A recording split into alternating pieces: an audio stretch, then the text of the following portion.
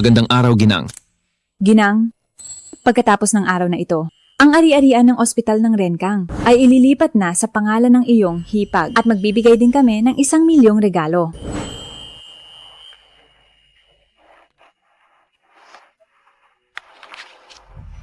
Noong ikinasal ang hipag ko at si kuya, hindi ako nakapunta, kaya ngayong handaan ng sanggol ng aking pamangkin, ibibigay ko na ang lahat sa kanya. Sige po, Ginang. Naka-schedule na rin ang inyong check-up. Sige.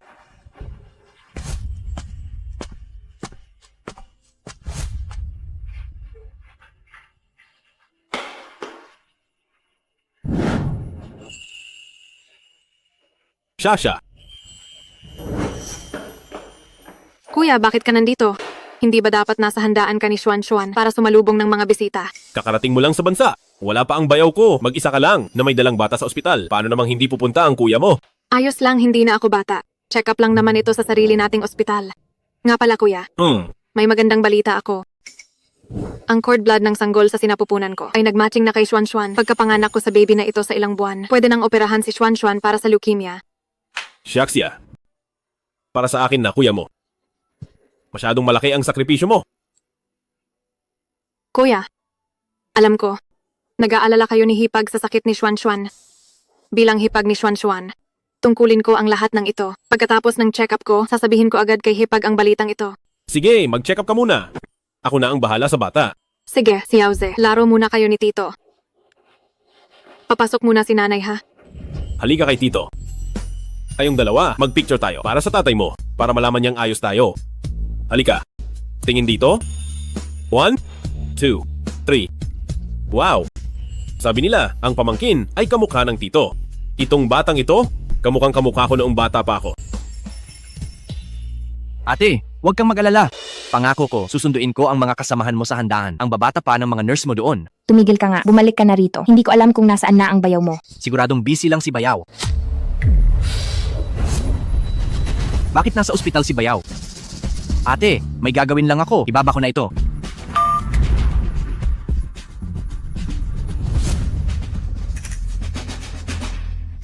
Tapos na. Tapos na ang check-up. Ayos lang ba ang bata? Huwag kang mag-alala. Sabi ng doktor ay malusog ang baby. Hindi ko lang alam kung itong baby sa tiyan mo ay magiging kamukha ko rin paglaki. Malalaman din natin yan paglabas niya. Matanda ka na rin naman. Ayusin mo naman ang itsura mo. Tingnan mo, tabingi ang kwelyo mo. Tara, Sige, tara. Kakain tayo ng masarap. tara. Ate, may problema. May kabit sa labas si Bayaw.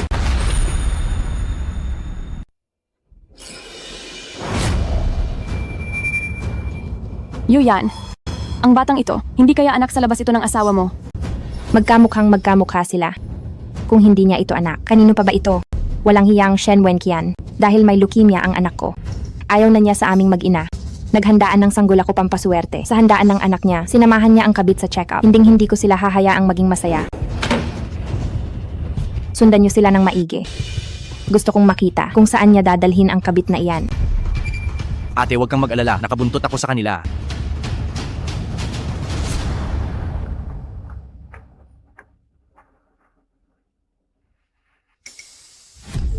Ate, nandito na sila sa hotel. Sa tapat ng handaan nyo. Tingin ka sa ibaba, bilis.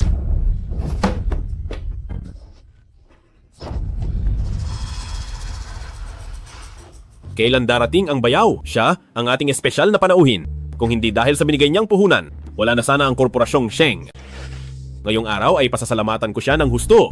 Dapat lang natulungan niya ang Shengshi. Dahil sa totoo lang, ito na lang ang iniwan ni Nanay at Tay. Ang tanging alaala nila sa atin. Huwag kang malungkot. Nandito pa si Kuya.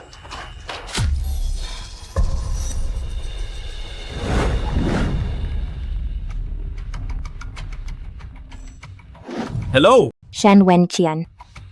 May kinalulukohan ka bang kabit sa likod ko? Anong kabit ba? Ano bang pinagsasabi mo? Nagpapakapagod ako para sa anak natin, tapos nang bababae ka lang pala. Nagkaanak pa kayo ng babaeng iyan, Shen Wenqian. Wala ka ba talagang hiya sa akin? Magsisimula na ang handaan para kay Xuan. Huwag ka nang mag-isip ng kung ano-ano. May ginagawa pa ako rito. Pupuntahan kita mamaya. Hello, Shen Wenqian. Kuya, bakit narinig ko kay Hipag na may kabit ka raw? Huwag kang gagawa ng ganyang kasalanan. Kundi hindi lang si Hipag, pati ako ay magagalit sa iyo. Ano bang pinagsasabi mo? Paano naman ako magkakaroon ng kabit? May pamilya at anak na ako. Siyempre, responsable ako sa kanila. Pero sa totoo lang, nag-aaway kami ng hipag mo. Tapos sa kanya ka pa kumakampi? Hindi ka ba natatakot na magtampo si kuya? Siya ba talaga ang Hipag ko? Halika na at itutuloy na natin sa loob. Sige. Ang lakas ng loob niyang agawin ng asawa ko. Patay siya sa akin. Mga sis, tara, sugurin natin ang kabit na iyan. Nanay, gusto ko pong mag-CR. Sige. Halika, sasamahan ka ni Tito. Dito ka lang muna maghintay. Babalik din kami agad. Salamat sa tulong mo. Sauze, sumunod ka kay Tito. Maging mabait ka ha. Huwag kang maglilikot. Tara na.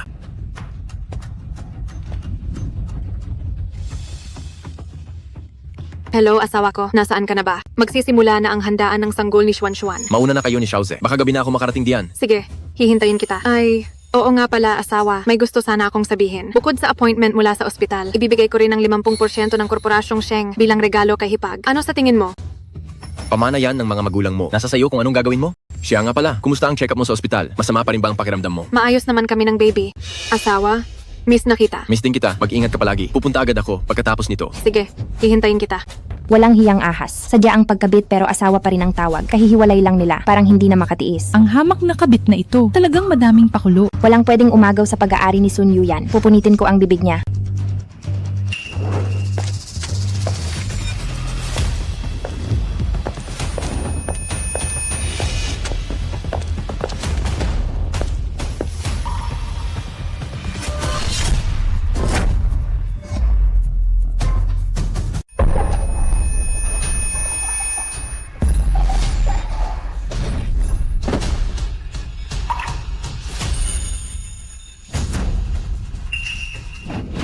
Sino ba kayo? Bakit niyo ako hinuhuli? Ikaw na makatingkirida ka. Ang lakas ng loob mong akitin ang lalaki ko. Papatayin kita sa bugbog. Hindi ko alam ang sinasabi niyo. Baka nagkakamali lang kayo ng hinuli. Nagkukunwari ka pa. Alam mo bang lalaking may asawa siya? Nilalandi mo ang asawa ko para samahan ka sa ospital para sa check-up. Magsalita ka. Gusto mo bang sirain ang pagsasama namin? Kayo po pala ang Hipag. Hindi po, nagkakamali kayo. Anong pagkakamali na inakit mo ang lalaking may asawa o nanilandi mo siya para samahan ka sa ospital para sa check-up at magkaanak sa kanya? Sinamahan niya nga ako para sa check-up, pero hindi ganoon. Mabutit umamin ka. Mga sis. Ang babaeng ito na makapalang mukha sa teritoryo ko pa ng agaw ng lalaki. Punitin niyo ang bibig niya. Huwag kang mag-alala, hindi na siya makakalabas ngayon. Hipag, hindi po talaga ako kabit. Ako po ang nakababatang kapatid niya. Kung hindi kayo naniniwala, tingnan niyo ang mga chat namin.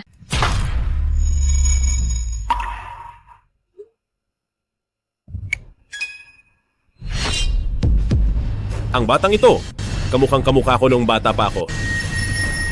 Ipinapakita mo ba sa amin ang inyong anak sa labas? Ipinapakita mo ba sa akin ang inyong anak sa labas? Hindi ito anak sa labas. So may maling akala rito. Ako talaga ang nakababatang kapatid ni Shen Wenqian. Nakababatang kapatid. Anong kapatid ba? Kirida ba? Sa itsura mong yan, na parang kirida, karapat-dapat ka bang maging kapatid ng asawa ko?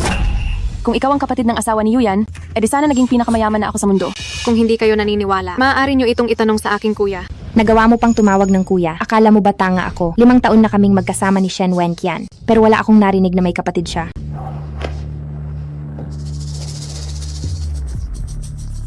Nasaan si Shasha?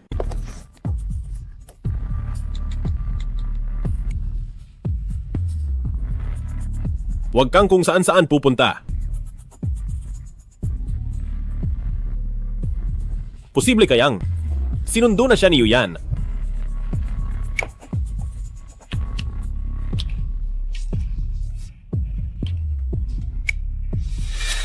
Hello, anong nangyari? Mrs., ang aking nakababatang kapatid ay nasa hotel na. Nakita mo ba siya? Anong kapatid? Saan galing ang kapatid mo? Baka naman kirida mo yan. Ano bang pinagsasabi mo? Kuya, Hello? Anong boses yon? Walang kahit anong boses. Guni-guni mo lang yan. Sige na, mag-aayos pa ako. Ibababa ko na ito.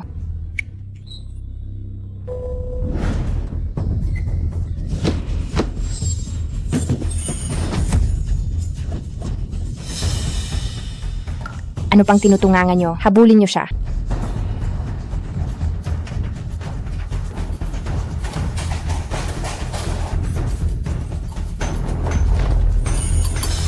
May gustong manakit sa akin. Pwede mo ba akong isama? Nakikiusap ako sa iyo. Ate, nahuli ko na ang kabit.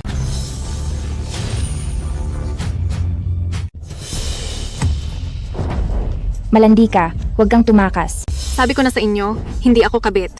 Ate, anong gagawin natin sa malanding ito? Kalad ka rin siya sa bulwagan. Ipapahiya ko ang walang hiyang babaeng ito sa harap ng lahat ng tao para malaman nilang lahat ang mangyayari sa mga nanunukso ng lalaking may asawa.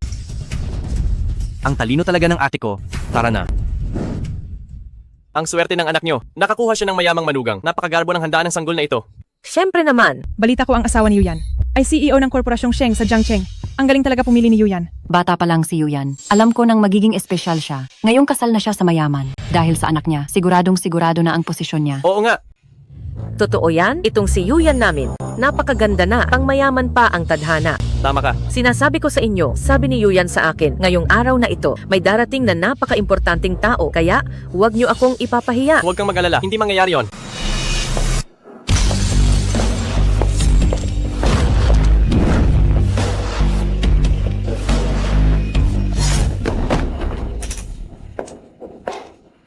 Sino ba itong babaeng ito? Ang sagwa ng suot niya. Nakakainis naman.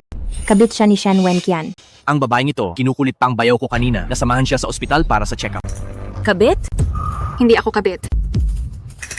Matikman mo itong malandi ka. Halika kayo rito. Tingnan nyo ang babaeng ito. Isang kabit na naglakas loob pang pumunta sa handaan ng sanggol. Bata mo pa lang na babae. Bakit ito ang ginagawa mo? Mang-aagaw ka ng asawa para maging kabit. Wala kang hiya. Yuyan, turuan mo siya ng leksyon. Hindi basta-basta nagpapaapi ang mga sun. Siyempre, hubaran niyo siya sa harap ng lahat. Sisirain ko ang pangalan niya para malaman ng lahat ang tadhana ng isang kabit. Huwag. Huwag po.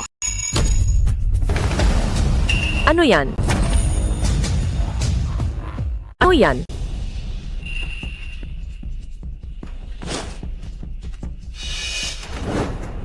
Stock transfer. Ano? 50% na stock transfer? Mukhang ang batang si Shen Wenqian ay ibibigay ang halos buong korporasyong Sheng sa malanding babaeng ito.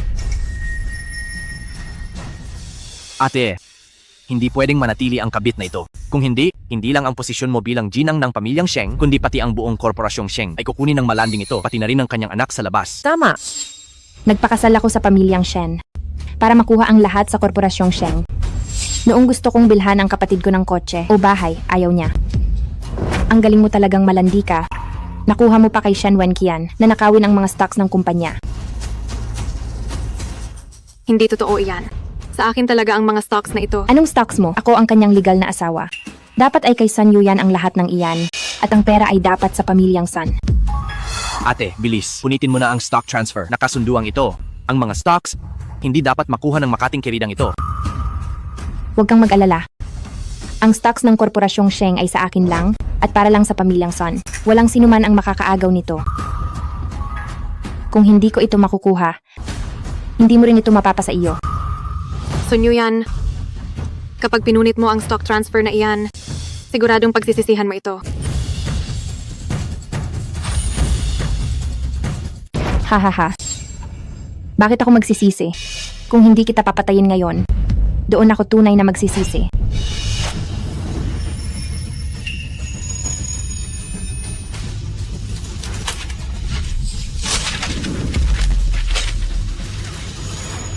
Lahat kayo, nakita nyo kung paano lumaki ang aming Yuyan. Ngayon, ganito na lang kung apihin ang aming Yuyan, kailangan nating ilabas ang galit na ito. Ipapakita natin sa kanila na ang pamilyang Sun ay hindi basta-basta. Tama. Huwag saktan ang anak ko. May gana ka pang banggitin ang anak ng puta sa tiyan mo. Ano? May anak pala siya. Siguradong kay Bayaw yan. Nakita ko pa si Bayaw ngayon. Nakasama siyang nag-check up sa ospital. Siguro mga 3 buwan na yan. At saka, siya at si Bayaw ay may 5 o 6 na taong gulang na anak sa labas. Ano? Anak sa labas. 100 araw pa lang ang ating Xuan. Mukhang matagal na siyang nangangaliwa. Ate, May anak sa labas na si Bayaw. Kung ang bata sa tiyan ng babaeng ito ay maipanganak pa, siguradong aagawin niya ang ari-arian ni Bayaw. Ang bastardo sa tiyan ng kabit na ito ay hindi dapat mabuhay. Kung ganoon, alisin natin yan.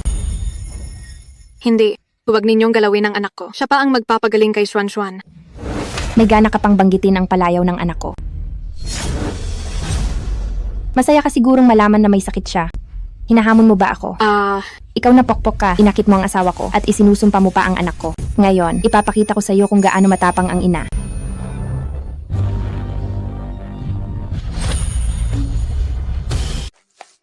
Si Auze, dapat nasa handaan na si nanay. Puntahan natin siya.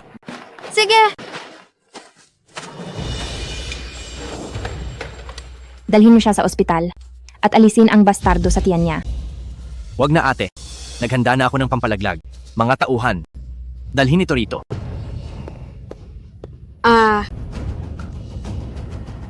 Hindi. Huwag po. Hindi. Huwag.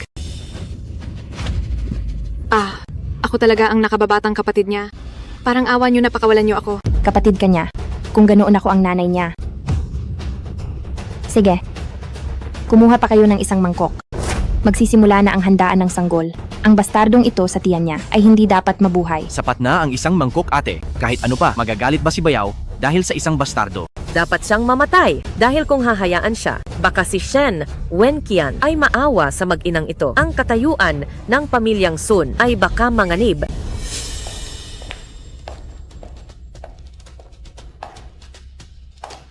Kung ganoon ay ituloy na natin.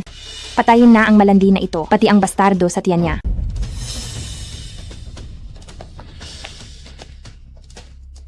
Huwag po huwag. Teritoryo ito ng pamilyang Sun. Sa tingin mo ba makakatakas ka?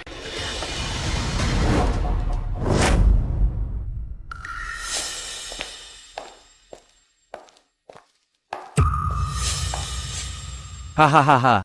Ha ha ha ha. Ha ha ha ha. Ha ha ha ha.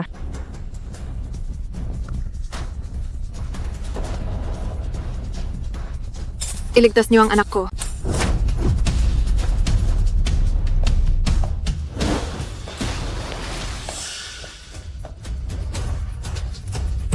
Anong ginagawa ninyo?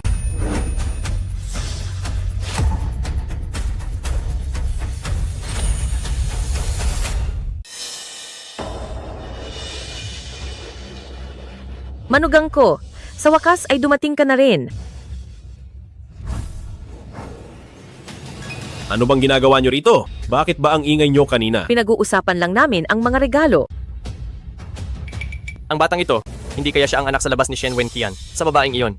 Bakit nagawa pa niyang isama ang anak sa labas? Anong kabit? Anong anak sa labas? Anong ibig ninyong sabihin?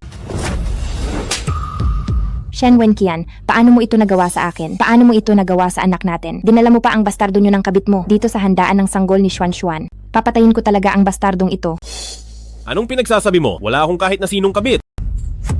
Wenqian, nanganak na si Yuyan para sa iyo. Huwag mo naman siyang baliwalain. Oo nga Bayaw, 4 o 5 taon nang kabataan ang ibinigay ni ate sa iyo. Hindi mo pwedeng ipagpalit si ate sa mga babaeng iyan at iwanan siya ng ganoon lang.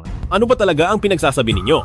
Gusto mo talagang ilabas ko ang nakakahiyang sikretong ito, ang tungkol sa kabit mo at sa anak sa labas mo. Alam na nating lahat ang totoo.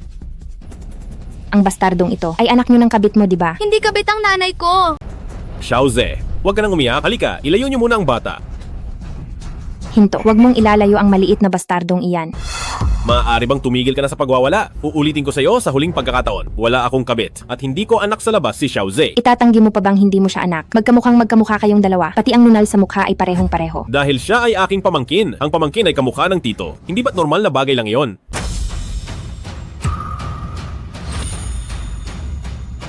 May ebidensya na ako. Nagpapanggap ka pa rin. Wenqian, huwag mo nang itago. Putulin mo na ang ugnayan.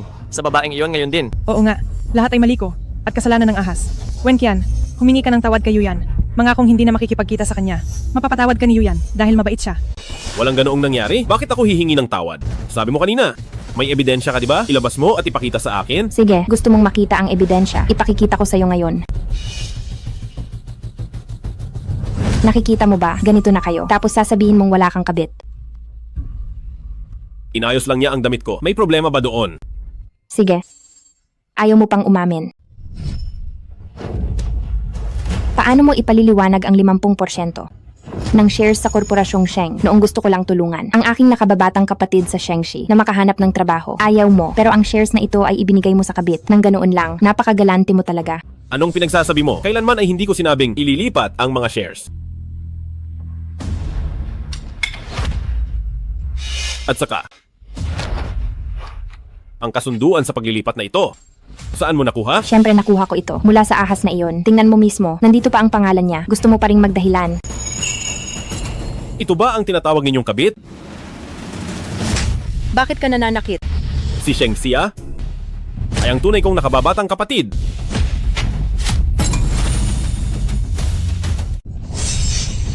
Nasaan siya? Pumunta ba siya rito? Tawag ka ng tawag ng kapatid. Masyado kang nag-aalala sa kanya. Sinasabi ko sa'yo, Shen Wenqian. Ang kerida mo ay, nahuli ko na, patay na siya. Ano? Hindi mo na siya makikita. Anong ginawa niyo sa kanya? Dalhin niyo siya rito agad? Bayaw, kumalma ka lang. Marami tayong bisitang inimbitahan ngayon. Huwag tayong magpahiya. Ang ate ko, dahil lang sa pagmamahal, dala ng pag-aalala, kaya siya nagagalit. Yuyan, magtiis ka muna. Singilin ang ahas na yan mamaya. Huwag mong hayaang dahil sa kabit, mawala ang mayamang manugang dahil lang sa galit. Sige, tungkol sa anak sa labas. Pwede ko nang kalimutan ang lahat. Basta't makipaghiwalay ka sa ahas. Ngayon din sa kanya. Mapapatawad kita. Wenqian, kung ayaw mong umamin, sige. Pero ang babaeng yan sa labas ay hindi mabuting tao. Tama. Hindi ka nila sinusukuan. Kahit may anak ka sa labas. Napakabuting misis niya. Tumahimik kayo. 50% ng korporasyong Sheng ay nasa pangalan ko. Ang natitirang 50% ay sa kapatid ko. Sabihin niyo kung sino siya. Imposible. Hindi naman kayo pareho ng apelido. Dahil sa tatay ako at sa nanay siya, may problema ba roon? Hindi. Hindi totoo yan. Niloloko mo lang ako. Wala akong pakialam sa isip mo. Si Sheng Xia ay aking kapatid. Magsalita ka. Nasaan siya? Talaga bang? Si Sheng Xia ay kapatid ni Wenqian. Sinasabi ko sa inyo, kapag may nangahas na humipo sa buhok ng kapatid ko, hindi ko kayo mapapatawad. Nasaan ang kapatid ko? Ilabas niyo siya agad. Itatanong ko sa huling pagkakataon, nasaan ang kapatid ko? Magsalita ka. Ako.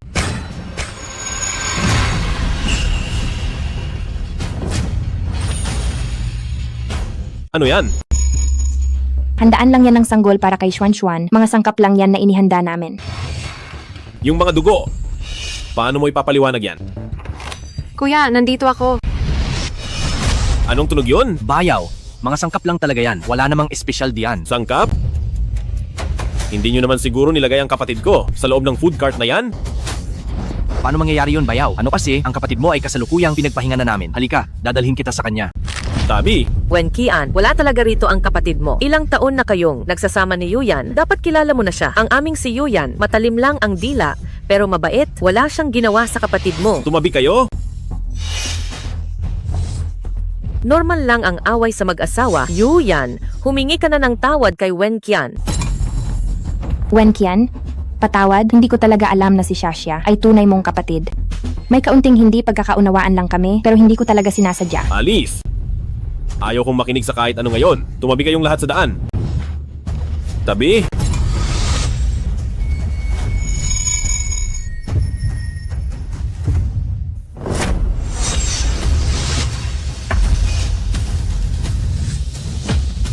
Xia?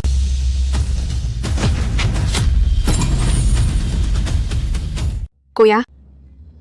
Sa wakas dumating ka na. Ang sakit ng tiyan ko. Tumawag kayo ng doktor, bilis! Opo. Xia. Magiging maayos din ang lahat. Sisiguraduhin ni Kuya na ligtas kayo? Nasa labas lang si Boss Shen. Dalhin nyo na ang kapatid ko doon, bilis.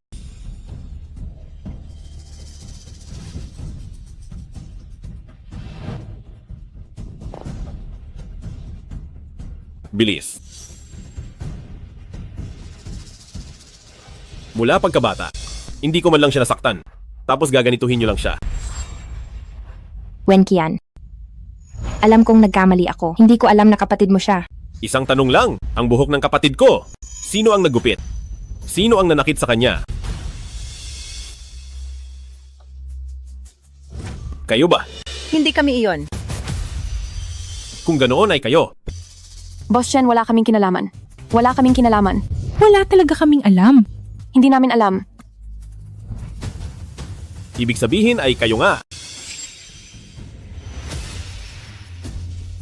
Wala akong kinalaman dito. Sisihin niyo ang ate ko. Asawa. Anong tinawag mo sa akin? Anong tawag mo sa akin? Asawa. Anong tawag mo sa akin? Asawa. Tinatanong kita. Anong tawag mo sa akin? Boss Shen, patawad. Kung anong ginawa mo sa aking nakababatang kapatid, ibabalik ko sa iyo ng isa-isa. Masakit? Ngayon alam mo nang masakit. Noong sinaktan mo ang kapatid ko, naisip mo bang nasasaktan din siya? Kapatid ko siya, ang kapatid na kasama kong lumaki. At higit sa lahat, buntis siya. Paano mo nagawang maging ganito kalupit? Hindi. Hindi ko sinasadya. Talagang hindi ko sinasadya. Ako, hindi ko alam na kapatid mo siya. Hihingi ako ng tawad sa kanya. Magsosorry ako, hindi pa ba sapat yon? Hindi sinasadya? Hindi ko rin ito sinasadya. Sa tingin mo ba, ay may silbi ang sorry? Kung may magagawa ang paghingi ng tawad, ang mga sugat ba ng kapatid ko ay mawawala na lang ng ganoon? Hindi. Ganito kasi yon. Sinamahan mo siya sa ospital para sa check-up at kamukhang kamukha raw ng anak mo. Kaya akala ko ay kabit mo siya. Wenkian, ginawa ko lang yon. Dahil mahal na mahal kita. Ayaw kitang mawala sa akin.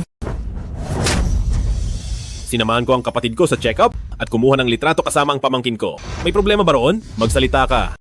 Shen Wenkian, huwag ka namang masyadong mapilit. Isang babaeng may asawa na siya, nasaktan lang naman siya.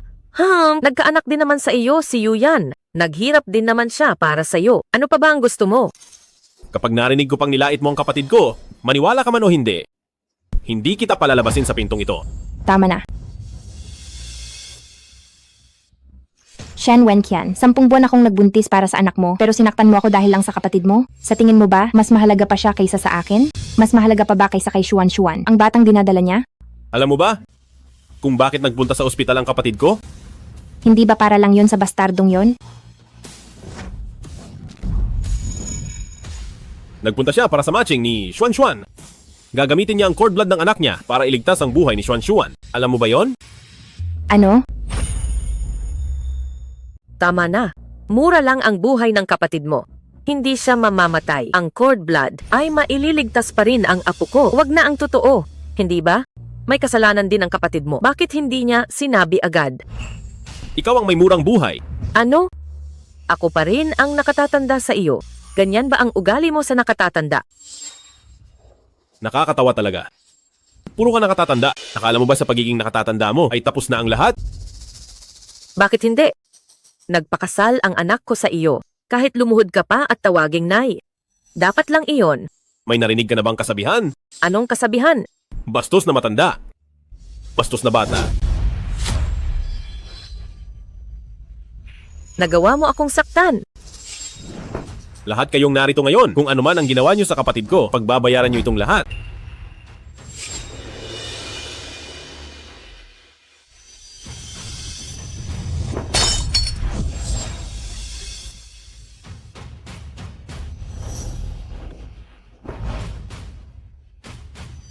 Nagmamakaawa ako, pakawalan mo ako. Huwag kang lalapit. Huwag kang lalapit. Huwag kang lalapit. Huwag. Pakawalan ka. Noong sinasaktan mo ang kapatid ko, hindi ba nagmakaawa rin siya sa iyo nang ganyan? Wenkian, kumalma ka muna. Talaga bang papatayin mo si Yuyan? Umalis ka riyan. Hawakan niyo siya. Huwag. Bitawan niyo ako, pakawalan niyo ako. Kung ano man ang ginawa mo sa kapatid ko, sisiguraduhin kong ibabalik ko sa iyo ng isa-isa. Kuya, huwag mo siyang saktan.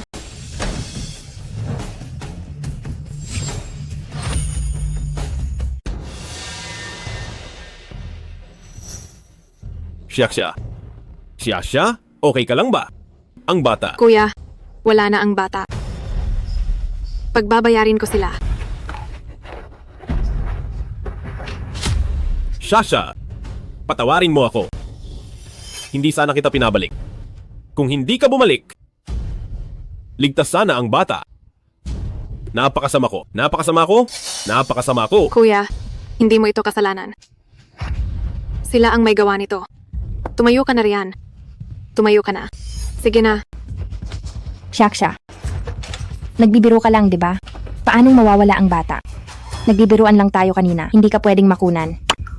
Kung nawala ang bata mo, paano na ang anak kong si Xuan Xuan? 3 buwan pa lang siya. Hindi siya pwedeng mamatay. Hindi siya pwedeng mamatay. Eh ang anak ko, dapat bang mamatay?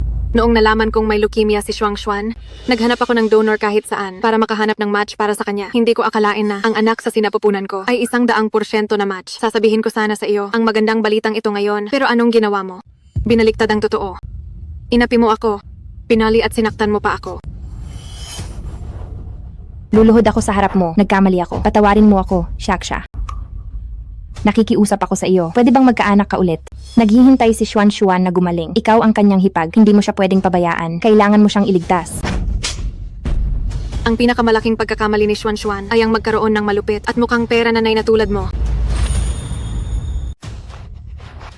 Asawa pakiusap. Kausapin mo siya. Kung wala ang cord blood ng anak niya, mawawala na ang ating Xuan. Tumahimik ka. Ikaw mismo ang sumira sa pag-asa ng ating anak. Bumalik ang aking kapatid para lang sa birthday party ng bata. Binigyan kanya ng maraming regalo. Pinagtanggol kanya palagi. Tinulungan ka. Pero anong ginawa mo sa kanya? Dahil sa iyo, nawalan siya ng anak. Hindi. Hindi iyan totoo. Hanggang ngayon, wala ka pa ring pagsisisi. Iniisip mo pa rin na ililigtas ni Shaksha ang anak natin. Talagang ikaw ay walang kabusugan. Gagawa ako ng paraan para kay Xuan simula sa araw na ito. Wala ka ng kinalaman sa pamilya namin. Anong sinabi mo? Nakababatang kapatid, huwag kang mag-alala. Kung sino man ang nanakit sa'yo, hindi ko siya mapapatawad. Alam ko iyon. Pero kuya, sa pag-asikaso sa kanila, hindi na kailangang madumihan ang kamay mo. Shaksha, patawarin mo na ako please. Nakita ko lang kasi siyang kasama ka sa ospital para sa check-up, pati na rin yung mga litrato sa social media. Kaya akala ko talaga ay kabit ka. At talagang hindi ko alam na mayroon pala siyang nakababatang kapatid. Nakita ko kasi na may dala kang bata habang kasama siya. Nawala lang ako sa sarili kaya nasaktan kita. Kung alam ko lang na kapatid ka niya, magiging mabuting magkaibigan sana tayo. Siguradong magugustuhan talaga kita. Oo nga, Shaksha, patawarin mo na siya para magkasundo na kayong maghipag sa hinaharap. Patawarin ang nanira sa akin na kabit daw ako. Ang nanakit sa akin. At ang dahilan kung bakit ako nawalan ng bata. Hindi naman ako ganoon kababa. Luluhod ako sa harap mo. O saktan mo na lang ako hanggang sa masiyahan ka. Mapapatawad mo na ba ako niyan? Tama na. Matagal ko nang sinabing nakababatang kapatid niya ako, pero naniwala ba kayo? Mabuti na lang at nangyari ito ngayon. Nakita ko ang tunay na kulay ng pamilya niyo. Siya nga pala. Hindi ba't gustong-gusto mo ang ari-arian ni kuya? Itong 50% na stock transfer ay dapat sana iregalo ko sa kasal niyo. Ano? Sinasabi mong ang kasunduan sa paglilipat ng shares ay sa akin pala dapat.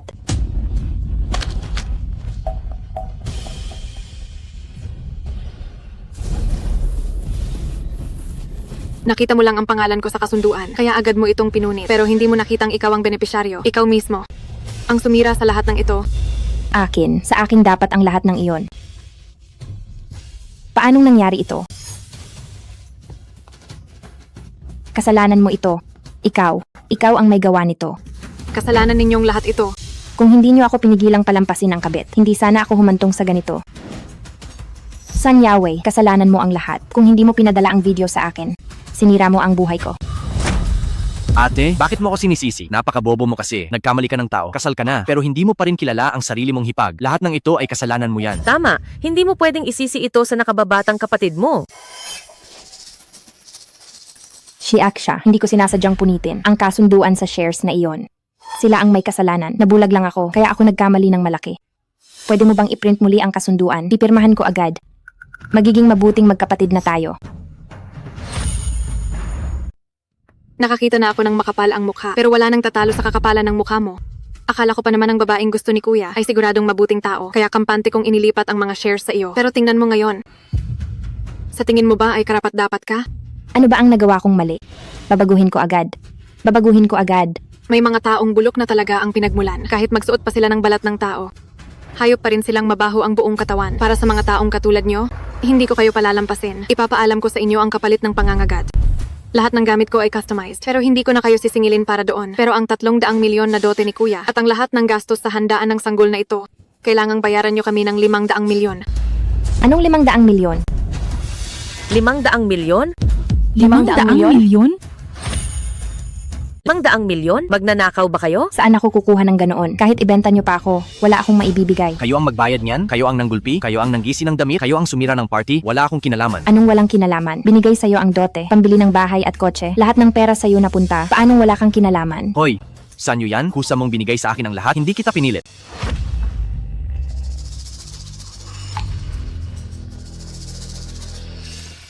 Wenkian, alam mo naman, wala akong ganoong kalaking pera. May anak na tayo, tulungan mo naman ako. Umalis ka? Ang kasal natin? Noong sinaktan mo ang kapatid ko? Tapos na tayo? Ginusto mo ang lahat ng ito? Soon Yuyan, tandaan mo, simula ngayong araw, formal na tayong hiwalay. At si Xuan Xuan, putol na rin ang ugnayan sa'yo. Wag, pakiusap. Ayaw kong makipaghiwalay. Mahal na mahal kita, hindi mo ako pwedeng iwan dahil lang sa isang maliit na pagkakamali. Sun Yuyan, matitiis ko ang pagiging mukhang pera mo, ang pagiging alipin mo sa kapatid mo, at lahat ng kapintasan mo. Pero, hindi ko mapapatawad ang pananakit mo sa kapatid ko. Xiao siya? Makinig ka, nasaktan mo na siya, nakaganti ka na, hindi pa ba kayo kontento? 5 taon ng relasyon nila ng kuya mo. Hahayaan mo lang ba silang maghiwalay? Tumahimik ka. Desisyon ko ito, wag mong i-guilt trip ang kapatid ko. Ang lahat ng ito ay buti nga sa'yo at sa pamilya mo. Darating na ang supina mula sa korte, sa mga kamay ninyo, bahala na kayo sa buhay nyo. Tapos na. Wala na, huli na ang lahat.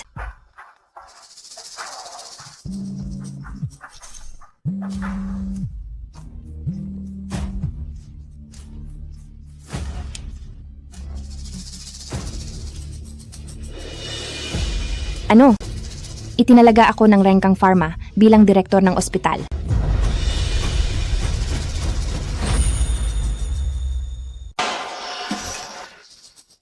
Ate, totoo ba ang sinasabi mo? Inappoint kanila bilang direktor. Ang manager ng Peishi mismo ang tumawag kanina. Siguradong walang mali rito.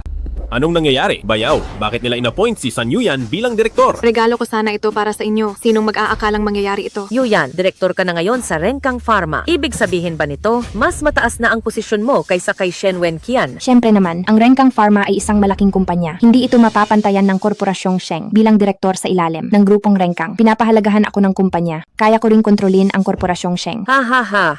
Ganoon ba katindi? Ibig sabihin, hindi na natin kailangan ng mayamang manugang. Hindi naman talaga siya mayamang manugang. Isa lang siyang maliit na amo na umaasa sa mana. Lahat ng negosyo ng Korporasyong Sheng ay nakadepende sa Renkang Pharma. Ngayong pumayag na si ate, pwede na nating itigil ang lahat. Hindi aabot sa 3 araw. Babagsak na ang Korporasyong Sheng. Narinig mo ba? Shen Wenkian, ikaw naman ngayon. Ang dapat magmakaawa sa akin. Nakakatawa, isang direktor lang. Gusto nang pabagsakin ang Korporasyong Sheng. Anong alam mo, malandi ka? Sa bagay, wala ka naman. Talagang kilalang mga bigatin. Kung luluhod kayo ngayon at hihingi ng tawad sa akin, baka mapatawad ko pa kayo. Kung hindi, Gagamitin mo ang appointment ko para takutin ako.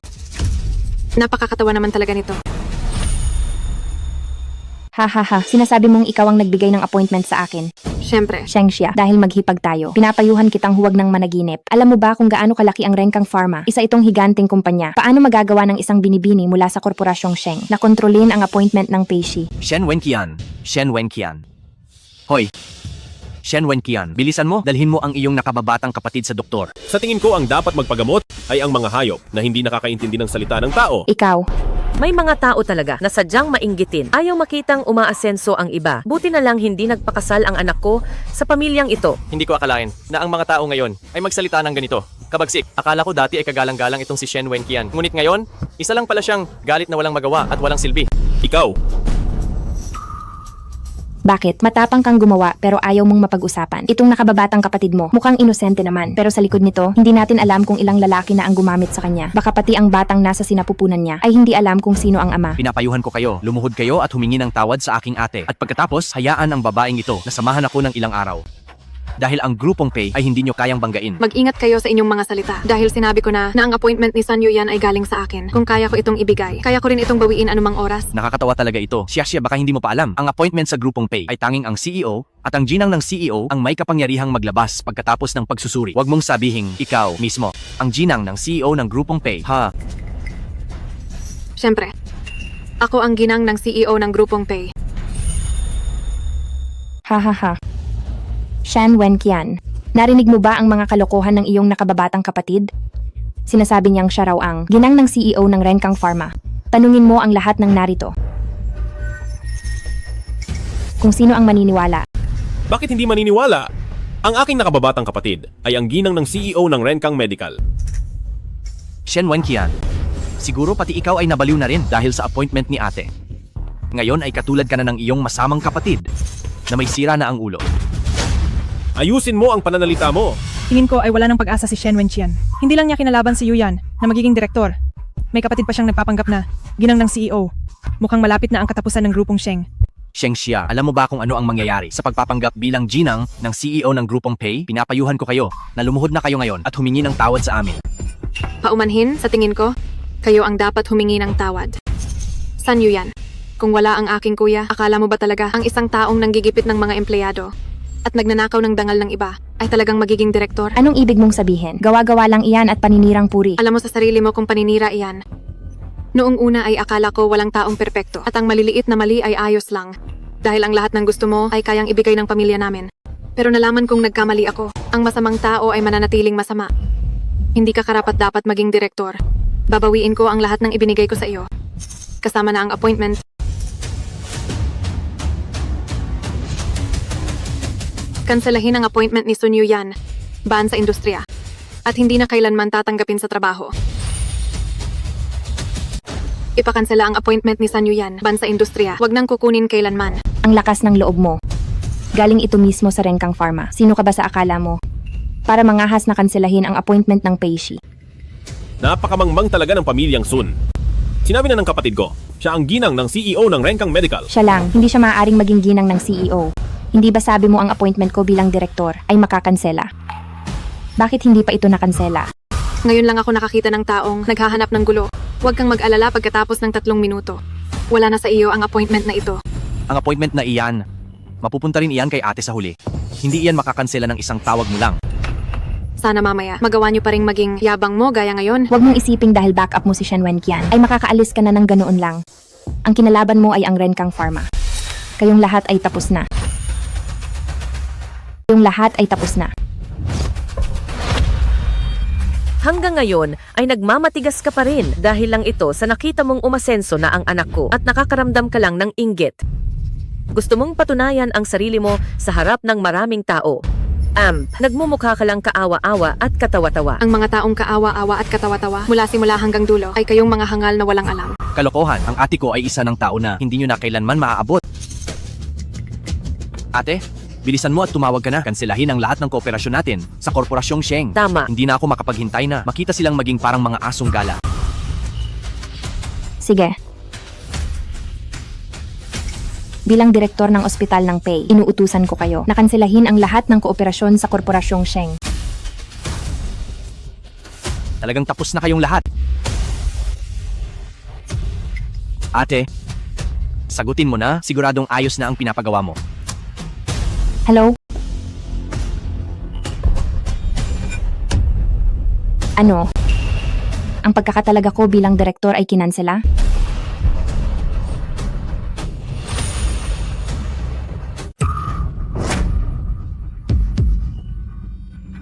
Paano mangyayari iyon? Baka nagkamali lang sila. Sabi nila, ang ginang ng CEO ng grupong Pei mismo ang tumawag para kanselahin ito.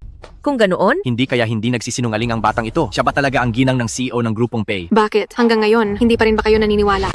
Sino ang mag-aakala na si Sheng Xia pala ang ginang ng CEO? Tingin ko ang pamilya ni Yuyan ay talagang bulag-bulagan. Muntik na silang maging kamag-anak ni Boss Pei. Gusto ko sanang sabihin kanina na huwag masyadong malupit. Ngayon ay wala na silang pag-asa. Huwag na tayong makisama sa kanila para hindi tayo madamay. Hindi maaari. Hindi ko pwedeng mawala ang aking appointment. Shaksha, kasalanan ko ang lahat. Kasalanan ko ang lahat. Patawarin mo ako. Nagmamakaawa ako sa iyo. Hindi ko talaga pwedeng mawala ang aking appointment. tama. Siya patawad. Nagkamali kami ng sinabi. Sasampalin ko ang sarili ko. Sige na, patawarin mo na kami sa aming pagkakamali. Hindi ba galit na galit kayo sa akin kanina? Hindi ba gusto ninyong kaming magkapatid ay lumuhod at humingi ng tawad? Bakit bigla kayong naging balimbing at humihingi ng tawad? Tingin ko hindi nyo alam na mali kayo, kundi alam nyo lang na tapos na kayo. Bayaw, tulungan mo kami. Pamilya naman tayo. Napakayaman ng pamilya nyo. Nararapat lang na bahaginan nyo rin kami. Sinong pamilya mo? Inapi nyo ang aking nakababatang kapatid at pinatay ang aking pamangkin. Sinasabi ko sa inyo, simula ngayon, ang grupong Sheng ay ibaban kayo ng tuluyan. Wala na kayong matataguan sa Jiangcheng. Wenqian, huwag mo itong gawin sa akin. Pangako, magiging mabuting asawa na ako sa iyo. Lumayas ka. Nadidiri ako sa iyo. Narito na ang appointment. Narito na ang appointment.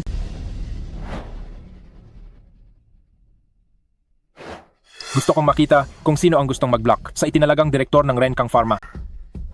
Sino sa inyo? Si Binibining Sun Yuyan. Ako po. Hindi ba't ipinakansela ko na ang promosyon ni Sun Yuyan? Sinong nagsabing kanselado? Narito ako para kay Ginang Pei upang iabot ang appointment kay Binibining Sun. Ano ba talaga ang nangyayari? At nakita ko na siya. Siya ang mula sa grupong Pay na si Lo ay hindi si Manager Chen na mismo ang pumunta kaya siguradong totoo ito. Sige na, pumunta ka na. Para sa akin ba talaga ang appointment na ito? Siyempre galing ito sa grupong Pei. Hindi ito maaaring maging peke. Binibining Sun, congratulations dahil si Ginang Pei mismo ang nagtalaga sa iyong direktor ng ospital ng Pei. Salamat, Manager Chen. Salamat. Shengsha, hindi ba't sinabi mo kanina na kinansela mo na ang appointment ko? Idilat ninyo ng maigi ang inyong mga mata at tingnan ninyo ito. Anong nangyari? Siguro ang utos mo ay hindi pa nakakarating kay Manager Chen. Iyon lang ang posibleng dahilan. Nagsasalita ka na parang totoo. Shengsha, huwag mong sabihing iniisip mong ikaw talaga ang ginang ng CEO. Bakit hindi ka muna manalamin at tingnan kung anong klaseng tao ka? Manager Chen, ang taong ito, sabi niya siya ang ginang ng CEO ng Renkang Pharma. Gusto ko lang itanong, kilala niyo ba siya? Gusto ko lang itanong kung kilala niyo siya. Hindi ko siya kilala. Ha? Hindi mo ako kilala, pero siguro kilala mo si Pei Sili. Kilala mo si Boss Pei? Ako ang asawa ni Pei Sili. Ano? Naku, Manager Chen, huwag mong pansinin ang babaeng ito.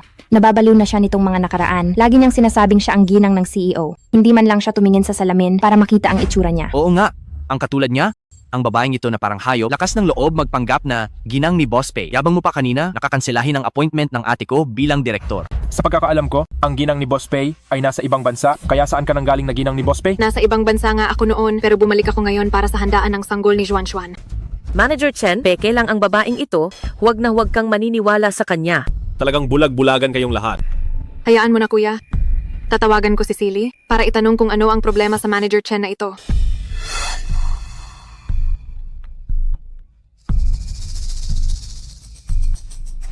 Anong nangyari?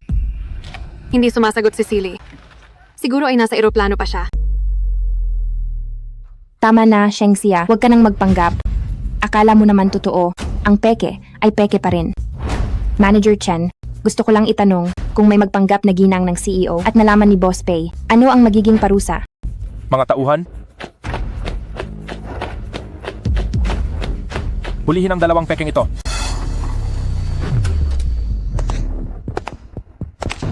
Tigil.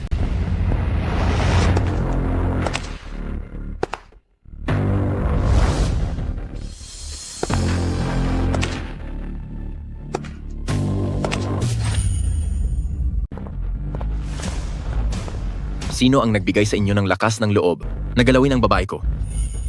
Wala kang pakialam. Sino ka ba para makialam? Walang kwenta, ano ang tingin mo sa sarili mo na ang daming sinasabi kay Boss Pei? Ano? Ikaw? Boss Pei, Sinasabi mo bang siya? Ang mula sa grupong medikal ng Pei na si Boss Pei. Ayos ka lang ba? Ayos lang ako. Boss Pei, bakit po kayo naparito ng personal? Kung hindi ako pupunta, hahayaan ko lang ba na apihin nyo ang aking ginang? Siya po pala ang inyong ginang.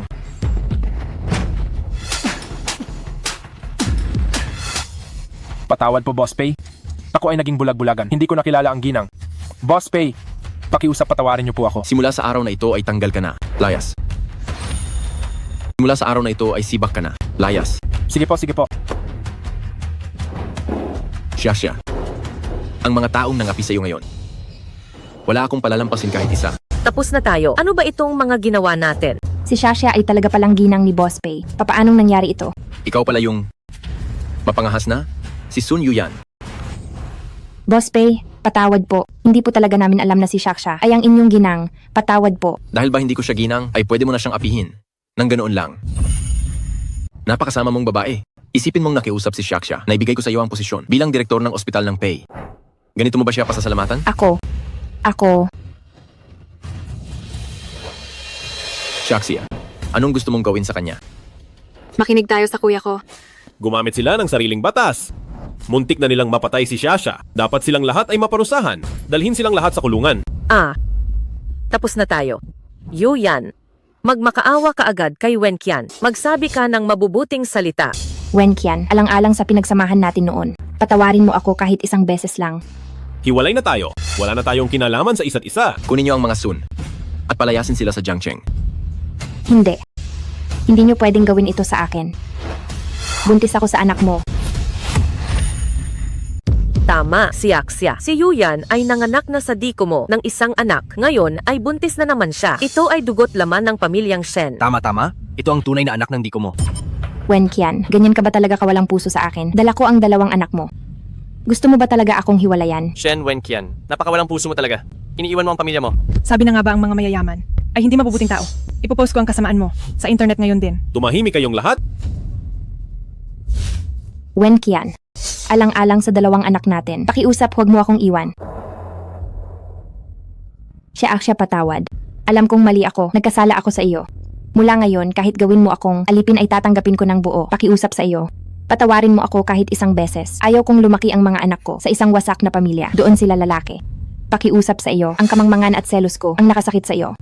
Maaring hindi ako naging mabuting hipag, pero sa hinaharap, sisikapin kong maging isang mabuting asawa, mabuting nanay. Tama. Pakiusap sa iyo. Palayain mo na kami. Son Yuyan, sigurado ka ba na ang dinadala mo ay anak ng Diko? Boss Pei, hindi ko alam ang sinasabi niyo. Ang dinadala mo ay hinding-hindi anak ng Diko. Boss Pei, kung wala kang ebidensya, hindi mo pwedeng sabihin yan. Gusto mo ng ebidensya? Sige.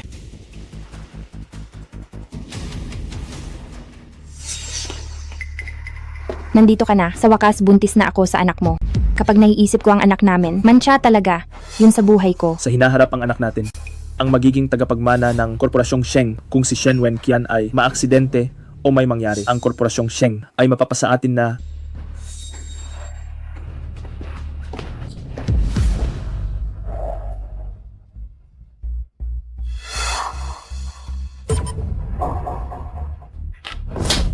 San Yuyan, napakabuti ni Kuya sa'yo. Tapos ganito ang gagawin mo. Isa kang malanding babae at walang delikadesang babae. Hindi. Hindi ganoon.